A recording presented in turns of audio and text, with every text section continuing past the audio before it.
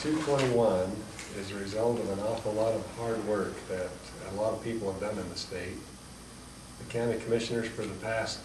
5 or 6 years at least have been working together with the federal land management agencies, the BLM specifically,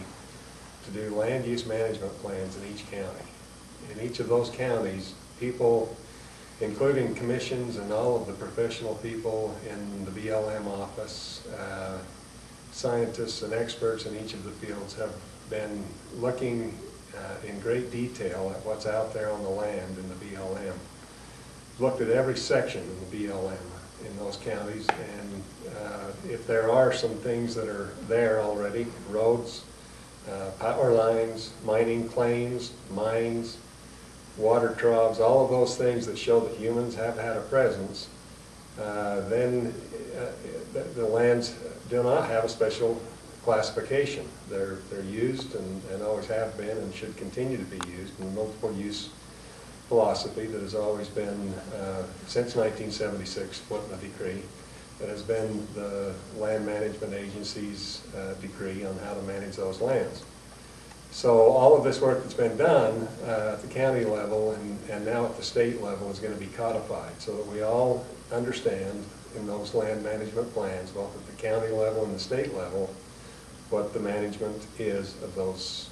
lands that we're looking at.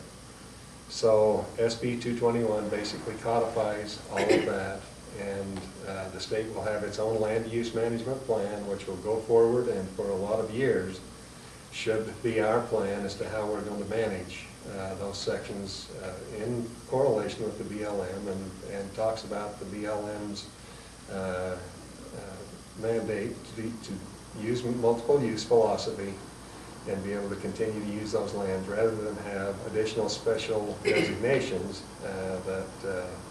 the Salazar decree calls upon. I think the biggest thing that we're trying to accomplish by bringing SB 221 out is the fact that we have lived for many years under the Flipman rule that was created in 1976. Many of these things have been done at least twice and some 3 times. We have had farmers and ranchers that have been in these areas for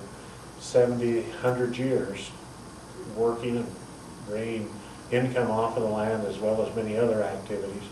including our hunting and sportsmen, and all of these things codified together in these plans to allow us to continue to do those things that we have done for years and give us a chance as a state and as counties to continue to use these multiple use lands as we've used them. Well, I think, a lot of our problem is we're not able to develop our timber industry. We've got the old growth pines there and a lot of beetle kill, and we're not able to salvage the lumber and be able to get our watershed back to where we have aspens, where we have a viable watershed. We're losing a lot of water through evaporation and stuff because we can't maintain our watersheds if this goes through. Also, we need to maximize the amount of minerals and stuff we could be able to get off our lands. We're going to be limited on the resources that we could develop, the oil, the gas, the coal. It'll all be limited by what we can extract, and it's going to be costly to the state, to the school systems, and everything that we rely on for the rural areas, especially for jobs and for development, is going to limit everything we can do. And so we've got to have a pushback and go back to Flipman, where 1976 was what the federal lands are designed for multiple use. Yeah,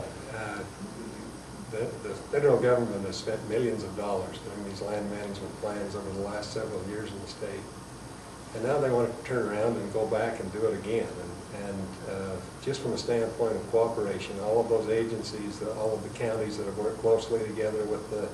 BLM field offices, with their experts and scientists, and looked at this so closely, now to go back and look at it again,